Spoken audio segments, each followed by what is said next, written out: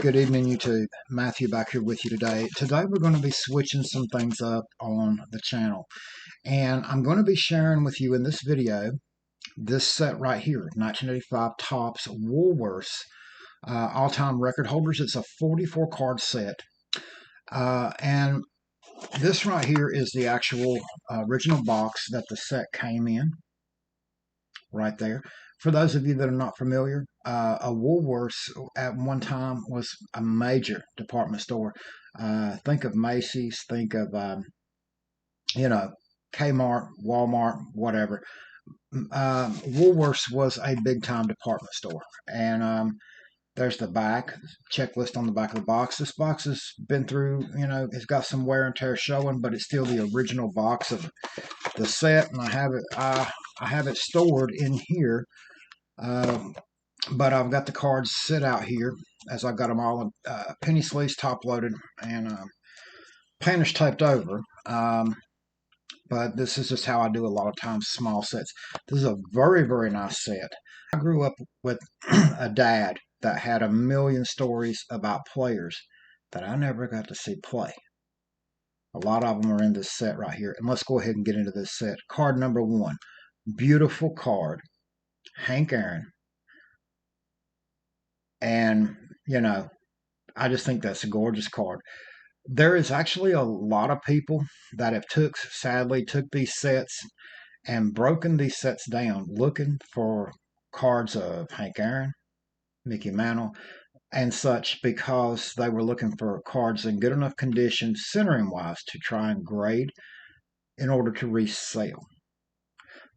Would I love to have an entire set of this 44 card set, all PSA graded? Sure, who wouldn't?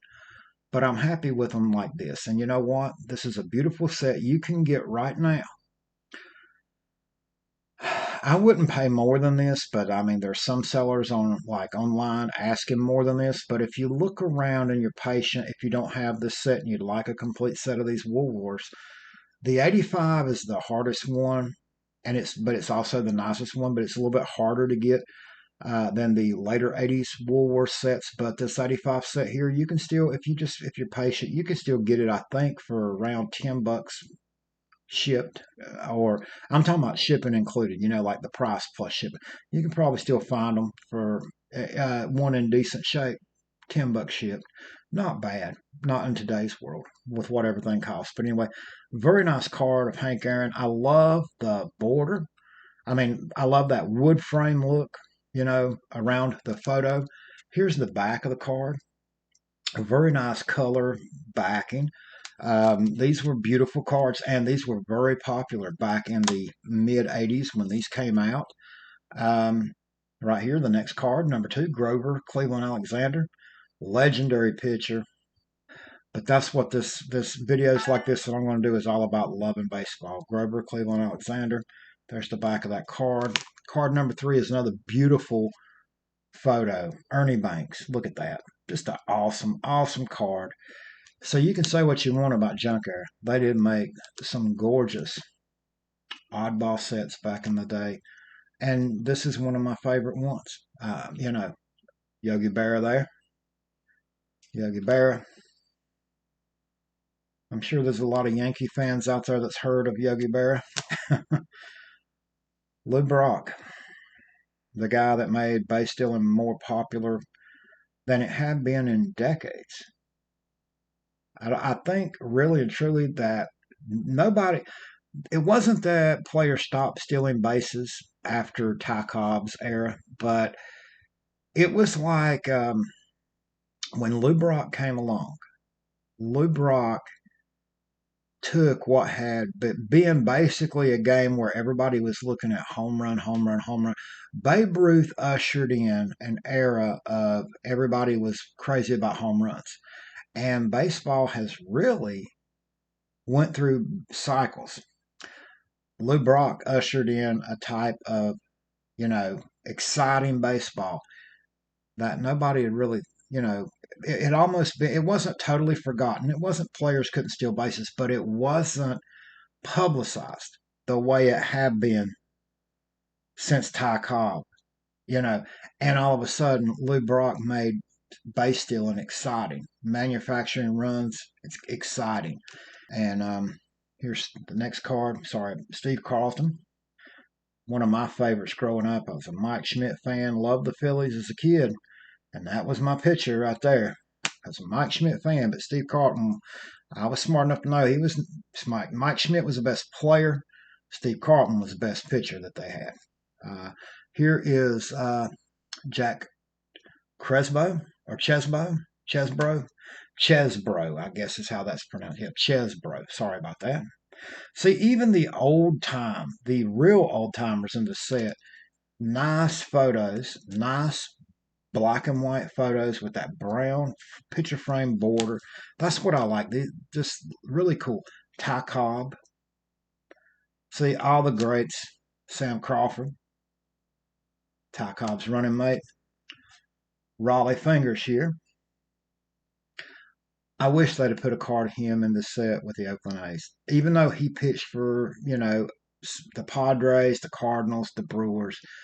Um, to me, early in his career, Raleigh Fingers, yeah, he went on to have many great years. And he was, part of a great Milwaukee team actually in the early 80s that almost won the World Series one year.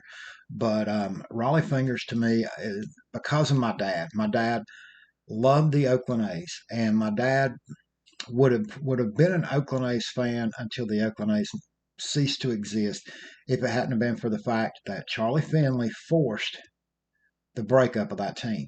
And my dad's favorite player is we live just north of Mount Airy, North Carolina, the hometown of Andy Griffith, and that's where I grew up. And my dad loved Catfish Jim Hunter, who was from down in North Carolina. My dad always said he was a country boy like us. And when Charlie Finley refused to pay his players, and Catfish Hunter became the first real free agent, big time free agent, and signed with the Yankees. My dad became a Yankee fan, and he has been a Yankee fan since then because of that. But anyway, Fingers was on those early '70s Oakland A's teams. My dad loved them, and I remember my dad talking about them. He told me about all these. He had so many stories about, Reggie Jackson, Sal Bando, Raleigh Fingers, Bada Blue, all the great A's. My dad, and that caused me to, you know, I think of Raleigh Fingers. Despite everything else he did in his career, the first thing I think is Oakland A's. You know, Here's another Yankee here, Whitey Ford. Nice photograph there. Now, some of these photos are photos that you will have seen of players in other all-time great sets. But one thing I like about this is not all these cards are that way. Here is Johnny Frederick. And Johnny Frederick was one, some of these guys, some people might say, well, I don't remember him. On the back, it tells what they're in the set for. This is like, it says right here, he set the major league record with pinch hit home runs in 1932. And so that's why he was in this set, is that at that particular time that this set was made, he held the record for the most pinch hit home runs. I don't know. It doesn't say. No, that's something that I'm assuming it's in one season, maybe, or it could be a career. I'm not sure. It doesn't say. But it also has other details about him. It says he had the distinction of leading both major leagues with 52 doubles as a rookie with the Brooklyn Dodgers, meaning in 1929, when he was a rookie, he led all of Major League Baseball in doubles. But anyway, pretty good player, in his day. And that's what I love about sets like this, is the history behind them. See, we don't have that no more. Yeah, kids today, or you could buy your kids a hobby box and they might open up something like Allen and Ginter, and they might get a card of a Jackie Robinson, a modern, whatever.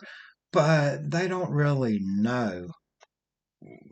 You turn the card over on the back, there's no history, there's no nothing. They don't know. And kids, you don't find stuff. When I was growing up as a kid, there was all kind of documentary VHS tapes, later DVDs, and you don't see that no more. You don't see movies about baseball anymore. Thankfully, I grew up when Kevin Costner was making a different baseball movie every year, from Bull Durham to For the Love of the Game.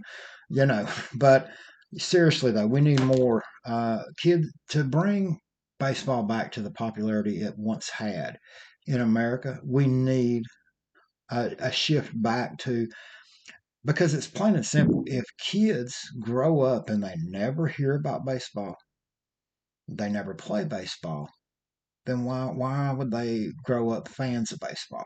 And so if you grow up and nobody ever talks to you about baseball, I was lucky. I had a dad that had a million stories because he loved baseball.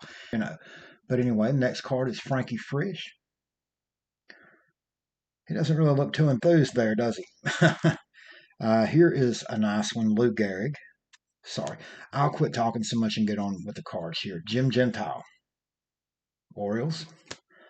Now this is a kid. Now I said I'd quit talking. I'm sorry. This is a great set though, and see sets like this are nostalgic. This guy right here.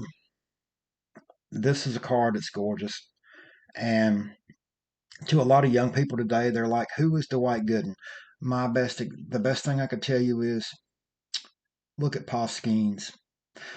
Paul Skeens came up and took the baseball world by storm right off the bat when he was called up to the majors. In 1984, Dwight Gooden did the same thing, only to a much higher degree. And he did it for 3 years. And it climaxed with the New York Mets winning the World Series in 1986. I remember watching that with my dad. That was before drugs derailed his career. After 1986, he was very good for a lot more years with the Mets, but he was never as great. But in 84, 85, and part of 86, he did win 17 games in 86, but he wasn't as dominant as he had been the 2 years before as far as striking people out and stuff. But this guy was a horse. He was the best in baseball at what he did. Here's Ricky Henderson. Henderson was one of my favorite players as a kid because of how exciting he was. And I never really saw him play much with the A's, even though, I mean, I was collecting cards. I loved baseball. But the A's were, by the end, my dad was a Yankee fan. It was when he got traded to the New York Yankees, and suddenly they had him and Dave Winfield and Don Mattingly all in the same lineup, and they had Don Baylor as a designated hitter, Ken Griffey, uh, just a loaded roster on offense. They didn't have enough pitching, but they had a loaded roster. 85, they barely missed winning the American League East to Toronto. And Ron Guidry, that was his last great year, 20 some wins. Phil Niekro, that was really his last really good year. He won 16 games. He still pitched decent, I think, in 86 for Cleveland, but Niekro was really, that was his last year. And at the end of the year, he was wore out.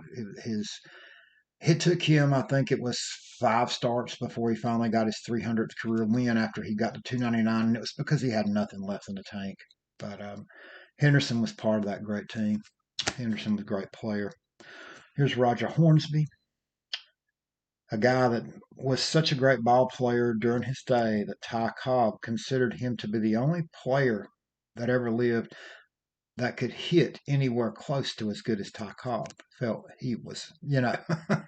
But Cobb was very cocky. He was great. But Frank Howard, and often, but most people don't even know who he is anymore. He's a forgotten power hitting legend, a legendary power hitter, tremendous power. Cliff Johnson is in this set, and he was never anything more than a part time platoon player. But he had this, it seemed like, uncanny ability to hit home runs when it mattered the most. Pinch hit home runs. And it says right here at the top on the back, set major league record with 19 pinch hit home runs in his career. You know what's funny about that? He only hit 168 homers in his entire career, spread out over, I think, more than a decade, a little more than a decade. And despite that, 19 were as a pinch hitter. Now that is good coming through in the clutch. It also is a sign that he wasn't too awful great, or he would not have been pinch hitting. He would have been starting. But you know what I mean? Still, that shows he was somebody that you could depend on with the game on the line. You need a base hit to win the game. Bring him off the bench. And right here is Walter Johnson. Yeah, Walter Johnson there. And he looks kind of wore down, beat down, sad right there. Probably because he spent most of his career playing on some Senators teams that if he didn't pitch a shutout, he probably wasn't going to win the game. That's how bad the offense was. Here's Hub Leonard. And here is Mantle. A little bit off center, but a card not many people see of Mantle. A lot of people have never seen that card if they've never seen this set, but it's a nice card of Mantle. And here's a guy that was Mantle's running mate for a few years, Roger Maris. Nice card there. Christy Mathewson, one of my favorites of guy as far as players go that I never got to see play. I always loved reading about Christy Mathewson. Here is a guy that my dad loved, and I never got to see him play. He retired a couple years before I was born. Willie Mays. I hope Roseanne gets the phone there. Let me see who it is. It's not probably her anyway. Stan Musial, the Cardinals, great hitter. More recent, my childhood, Dan Quisenberry, the Quiz, great relief pitcher in the early to mid 80s. Here is Frank Robinson, a guy that honestly he does not get the credit of how great a player he really was. He was a great player, great hitter. He could do it all. To me, he wasn't as good as Willie Mays, no, but he's kind of forgotten today, and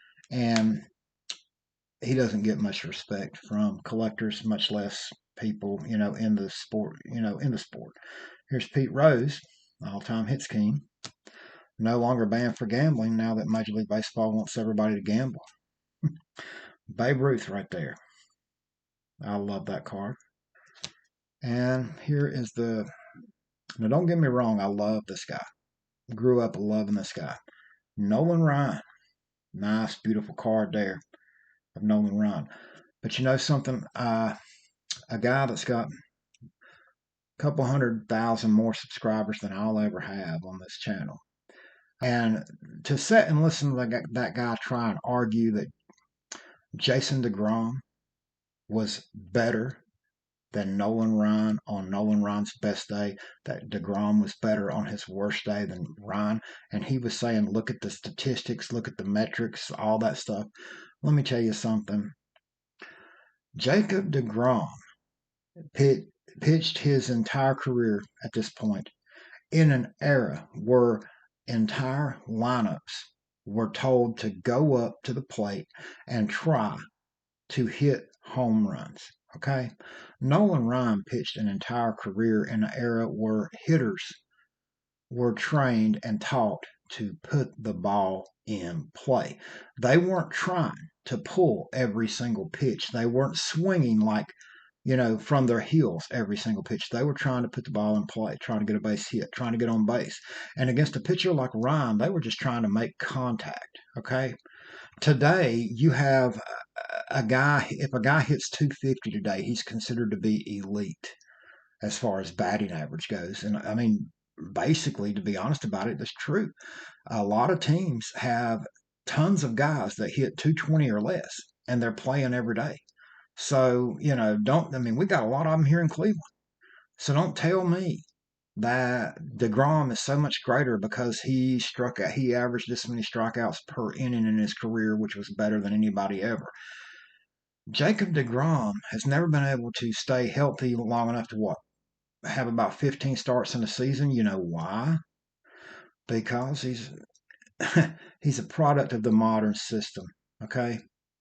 And then other people, they want to say, well, I would never, care about this guy or that guy like this, George Sisler. They want to say, well, back in his day, ball players worked as a mailman in the off season. What's that got to do with anything?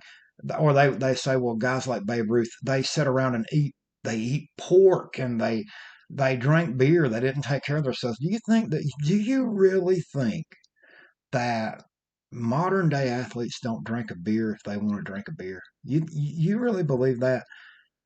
It's crazy. Here's Tris Speaker. That's a nice action photo.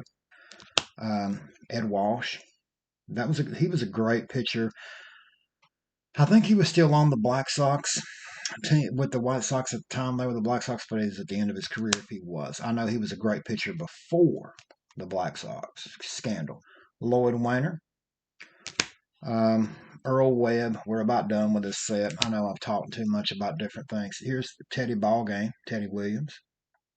Old black and white photo there. Nice photo. Maury Wills with the Dodgers there. Hack Wilson, oftentimes forgotten big time slugger back in his day, and he was a little guy. Owen Wilson, more modern Wilson here. Willie, boy, he was on part of some great Royals teams when he came up. Royals were a good team most of his career, to be honest about it, up through the '80s anyway. Even on years they didn't win. Rudy York, and the last card in this set, one of the most legendary players of all time, Cy Young. Okay. Now, before I finish this up, because I know this is a long video, coming up soon, I don't know how many of you have seen it before, but I will be doing a video on Baseball Immortals. And this is one of my favorite all-time sets. There's the Babe Ruth.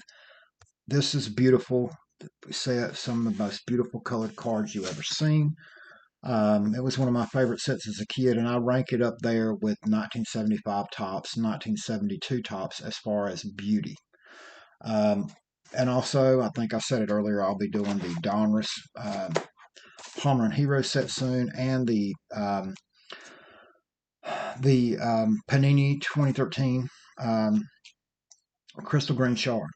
And before I go, I wanted to share a few things that I had picked up recently. Let me see what was in this, because that's just a couple of. This was a really cool card that I picked up over the past week. It's Jose Mesa when he was in his heyday with the Cleveland Indians back in the mid '90s, and it's gorgeous. It's a die cut, as you see that flame.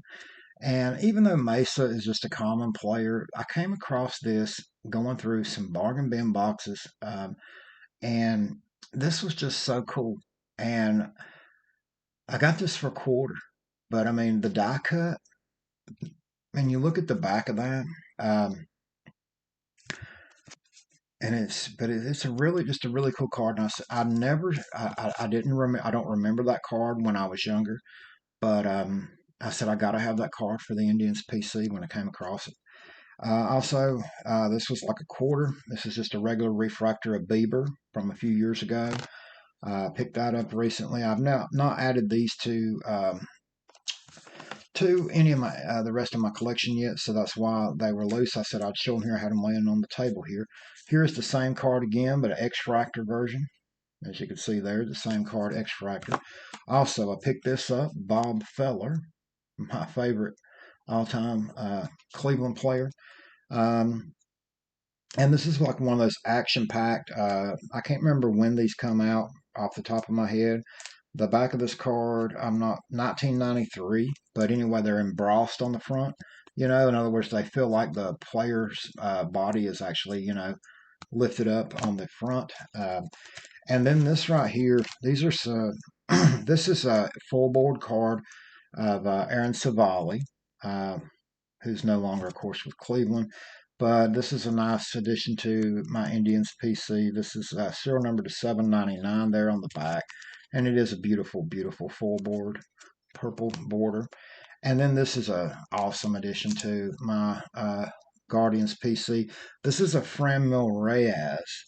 And it is made as a Donruss Panini card, which is not something I usually care much for. I don't buy much Donruss stuff, or I do like Donruss Panini high end stuff and the Cooperstown sets, but I'm not crazy about a lot of their like stuff like this. But there was a reason I wanted this card. Look at the top corner there. Serial numbered to 10. Now I don't know the specifics on what kind of card this is. It's green something, I don't know, but I'm gonna do some research on it and find out. But it's got to be some kind of special insert to be limited 8 out of 10 there. So it's some kind of Mojo's, I don't know, Donruss, what is it they call theirs instead of instead of refractors like tops, it's like they call it a prism. I don't know if you really call that a prism or not. I guess so. Yeah. Now that I hold it up right there and I'm looking at it in the camera, it's reflecting more so. But that short print, I'm all about, if I can get something like that short a number, and I get it real dirt cheap for my collection, I'm going to grab it. So anyway, I picked that stuff up. But I just thought it would be cool to share this set. This was a set that as a kid, I thought was awesome that I just shared right here. I loved that set, and I said it would be cool to share that in a video, mainly because I want to start. That's something I want to change up on my channel. Instead of just sharing stuff with you guys that I pick up like that, whether it be something I'm going to keep for my collection or to resell, I want to do more videos of stuff like this, sharing a complete set like this that means something to me, and kind of talk about why it means something to me and about the history of the game, and try to get back and create some content maybe that can kind of give back. Uh, because I'm going to be honest with you, growing up as a kid, I loved baseball and I loved playing baseball. To this day, I love baseball. And baseball was good to me at a time, at an age when a lot of kids, when I was growing up, was starting to get in trouble, whether it be at school, starting to kind of hang out with the wrong crowd, get into drugs, so to speak. It was playing sports in school that kept me out of trouble. My love for sports kept me out of trouble, and I didn't really know it at the time. But instead of hanging out with the wrong crowd on a Friday evening after school and getting into drugs maybe at an early age, I was staying after school because I had a game or I had practice. And by the time practice was over, or by the time the game was over, it was too late to even, go really do anything with anybody that wasn't on the team. So the friends that I hung out with ended up being the guys that I grew up playing sports with, in a lot of ways. And yeah, I had some really good friends that weren't on, that didn't play basketball, didn't play baseball like me, didn't play football, but yet, they. I was lucky that without realizing, sports kept me out of trouble because I was also friends with some guys at school that, as I got into sports, and I stayed in sports. It wasn't that they didn't like baseball when we were younger, but as we started growing up and getting into the bigger grades, like the sixth grade, the seventh grade, the eighth grade, as I continued, my love of sports kept me continued focused on wanting to play sports. They kind of drifted into other stuff, and you know, we've all made bad choices in life in some way. We've all done things we wish we could take back or do again. If we had to do over, we'd do different. And I'm not saying I've never done anything wrong. You know, I'm far from that. For example, one thing that I did end up doing at age 16 that if I had it to do over, I would have never done is smoking. I started smoking at age 16 because I had a girlfriend that smoked. And I thought that if I started smoking, that she would like me even better because she smoked. And it was the worst thing I ever did. I ended up smoking 30 some years of my life. Now I've been quit now for several years. I haven't picked up a cigarette in years. And it's not a small feat to quit when uh, you know, share your life with somebody that smokes. And Roseanne smokes to this day. But I smoked for 30 some years of my life, basically. When I think about it, I started at 16. Yeah, I smoked for, I'm 50 now. So, well, I smoked for like 28 years of my life. 28 years. All because the first few I picked up, I thought my girlfriend would like me better if I smoked because she smoked. Every guy that I played sports with in high school, not one of them smoked. I was the only one that I know of, at least in high school. But I started smoking, and I can remember sneaking outside of the school, um, before practice to smoke a cigarette. And sometimes I would come back into school, like I would go out, like some side doors on the school, like you could go out the locker room doors and then go down a hall and around a corner, and there was some doors that stepped outside near like a student parking lot at the high school. But nobody would be out there at that point because by then all the other, all the kids that wasn't on the team or whatever, they done left school, they done went home. Parking lot be empty, and there was going to be no teachers out there at that time, or watching around. And I would sneak out those doors and I was standing there smoking. I was always by myself. And sometimes I'd come back in and coming down the hallway, I would come in the locker room and I would hear like some of the coaches would be like, where's Matthew at? Where's McMillan? Because that's my last name. Where's McMillan at? And someone would be like, oh, I don't know. I think he went out, the hallway or something. And then it would be, like some of the guys on the team knew I smoked, but I can remember doing that, and yet I still played. Now, when I first started smoking, it didn't really affect how I played or anything else.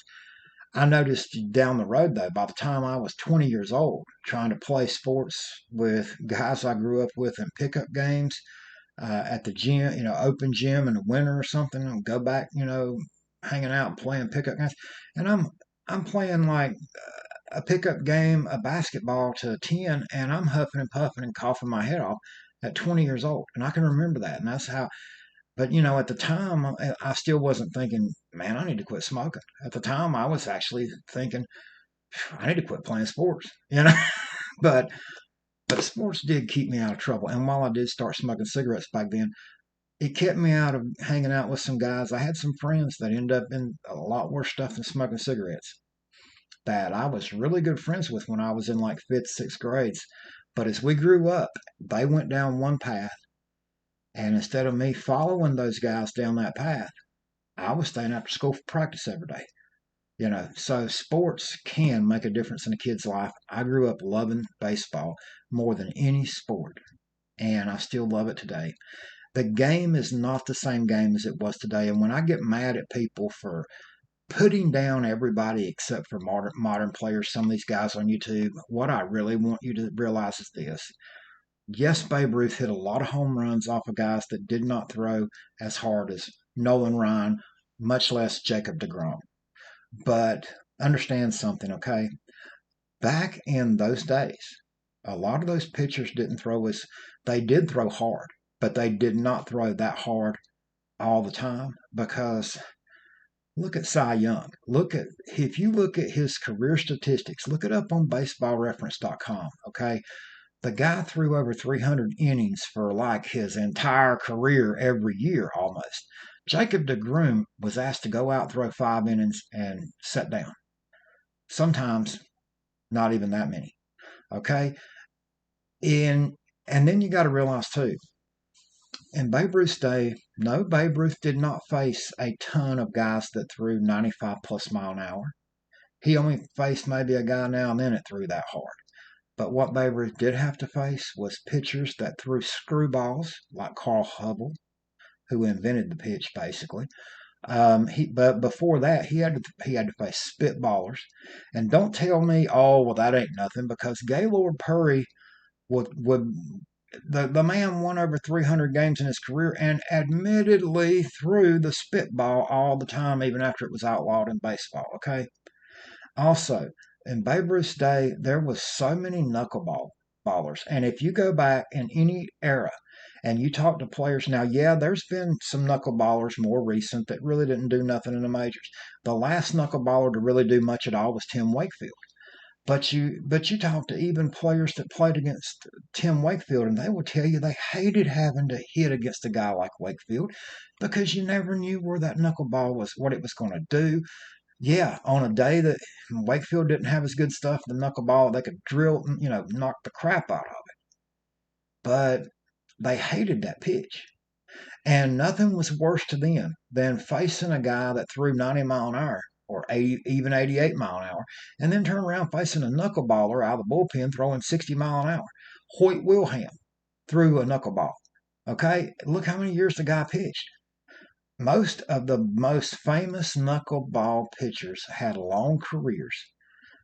And it wasn't because they used steroids like a lot of guys today to have, you think about it. a lot of guys today, and I've heard podcasts where former major leaguers that have just played in the last decade talk about, well, yeah, I use steroids, and that way it helped me recover quicker, so that way, I could have more success as a relief pitcher, something like that. Well, Hoyt Wilhelm could pitch sometimes 3, 4 days in a row, sometimes both games of a doubleheader, and he was just as effective as he was at any other time, mainly because he mastered his craft. It didn't mean no, he didn't. Yeah, in the off season, maybe he worked another job, and you can say, well, he didn't work on his craft all the time. Yes, he did. Guys like Phil Necro, Joe Necro, they did not. If you go and do a little research, read the history on those guys. They grew up from the time they were young trying to master that knuckleball. Okay, nowadays, you don't see that. My whole point is, though, today's hitters, coaching and managing and front offices tell hitters, take everything that you were taught from grade school through high school through college, take everything that have that got you to the majors and scrap it and pull every pitch. Try to hit every pitch out of the park. That's what they want guys to do, especially if they've got a lot of power. That's what we got a problem right here in Cleveland with right now. Stephen Vaught, a guy that was a nothing player, that was known for being a left-handed hitter with a little bit of pop and was a decent platoon catcher, but he wasn't even considered a good catcher. Not a good game caller, not a good defensive catcher at all. But they hired him with no managerial experience whatsoever to replace an icon in Terry Francona that knew how to get the most out of what he had to work with. And Stephen Vaught stands back and tells guys like Brian Rocchio, who at the most hit, 8 home runs in a year in the minors. And Vaught standing there looking at them, telling them, swing for the fences. Every pitch, swing for the fences. And then he turns around and tells the reporters, well, I need more out of my players. I got guys hitting 180. I need more out of my players. Well, Terry Francona was smart enough to know that if a guy had no power at all in the minor leagues, and the only reason that he was considered a prospect is because he was a defensive stud at his position, chances are you'd be a lot better off letting him focus on being a contact hitter, such as Stephen Kwan, than trying to turn him into a pull hitter and saying, well, he's got good size. He's got the frame. Another guy that happened with, and we traded him now, but Andres Jimenez. Andres Jimenez, Terry Francona got max ability from him. Terry Francona had got every ounce of potential out of his talent. And yeah, he had a little bit of pop in his bat, but he had good speed. He played great defense, and he was a gap hitter. Okay, that hit the occasional home run. And Vaught came last year, and it was like instantly swing for the fences. You should be hitting 30 home runs a year. And everybody was shocked when all of a sudden he dropped 30 points off his batting average and wasn't getting on base as much anymore, but yet he wasn't hitting more home runs. Well, that's because he wasn't a power hitter. All these, Vaught is all about launch angle. And I get, yeah, fans love seeing home runs hit. Yeah, they've been loving seeing home runs hit since 1990. But the point is this: Stephen Vaught is standing today telling reporters, well, I'm not here to really worry about winning and losing baseball games. I'm here to, make sure that my guys are, okay. What does that even mean? I mean, I heard him say that the other night, but I'm like Rick Manning. Rick Manning is a former, star defensive outfielder for the Cleveland Indians for years, Milwaukee Brewers as well. And Rick Manning is in the broadcast booth during the game going, at least, I mean, some games, at least 4 or 5 times a game, you can hear Rick Manning say, what is he thinking? Because of the stuff that Vaught does. He has no idea. And the Indians lead the majors in men left on base. They have the worst outside. You take away Stephen Kwan and Jose Ramirez out of our lineup right now, we'd be lucky to have scored 400 runs all year long. And The thing that shocks me is management wants to trade Quan now. And you know what they're trying to say? Well, he's not really a power hitter. He doesn't have enough power. Second best player on that whole team, but he doesn't have enough power. You know what it boils down to? And us people here in Northeast Ohio, we ain't stupid. He makes too much money now. He's ARB eligible. Okay, he's making $4 million a year. It's time to trade him. That's what it boils down to. And you know what? Now that now same family owns the team now, just different. The main owner died, but his family owns the team now. And you know what's funny? Jose Ramirez. You know why Jose reminds me of a lot of the guys that are in this set right here? Because Jose took less money to stay in the city that he wanted to be in, that he loved playing for, because he felt he wanted to be loyal to the fan base that he only fan base he'd ever knew. How much do you hear that today? Babe Ruth, who a lot of modern people make fun of and say, oh, if he played today, he wouldn't be no good because he was blah, blah, blah, blah, blah, fat. Young Babe Ruth was not fat, by the way, and he was also a pitcher as well as a hitter. But when Babe Ruth hit it big in Boston, when he first started to come into his own in Boston, you know what Babe Ruth did besides buy a car, and which was something that a lot of people couldn't afford back in those days. But Babe Ruth rode around Boston, and when kids recognized him in the streets, Babe Ruth gave dollar bills out to those kids. Do you know what that meant to kids back in 1919, 1920?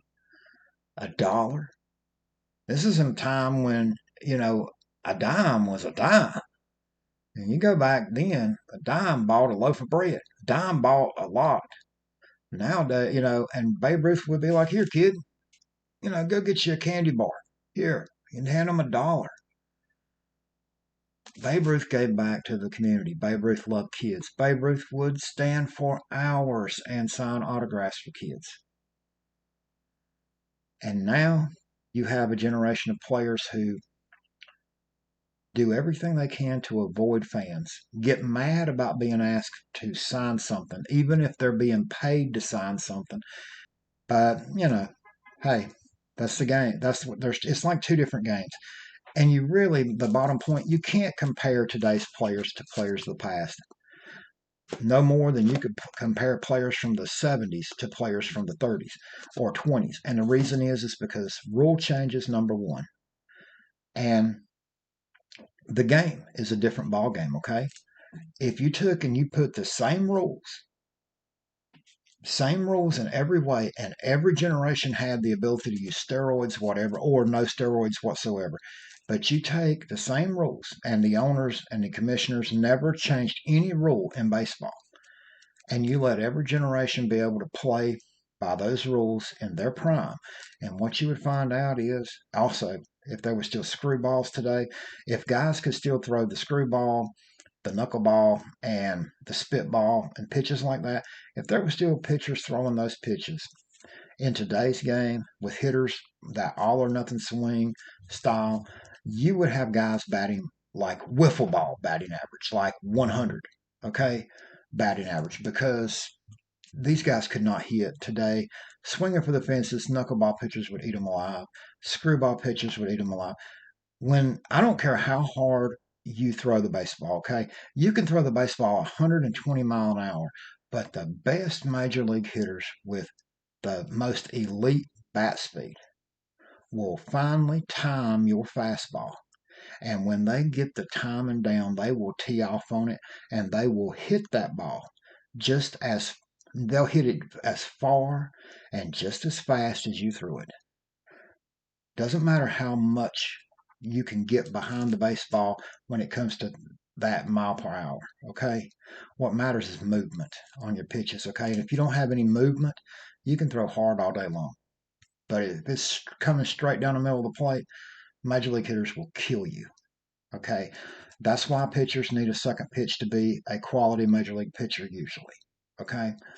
And it's why starters need at least 3 pitches. Because if all you got's a fastball, doesn't really matter how fast you throw it. they'll tee off on it if that's all you got. And that's why back in the old days, guys got by and won a hell of a lot of games with nothing more than a dominant curveball or a dominant breaking pitch and just a so-so fastball. Left-handers have been doing it more so than right-handers for decades. Anyway, thank you all for watching. Stay tuned to the channel. Like I said, we're going to be going through um, a little bit of a new spin on the history of baseball coming up, and some sets that I think that you'll really enjoy if you've never seen the sets like I showed in this video. Go out, look for one. Really nice sets. Thank you all for watching. Be back again soon with more videos.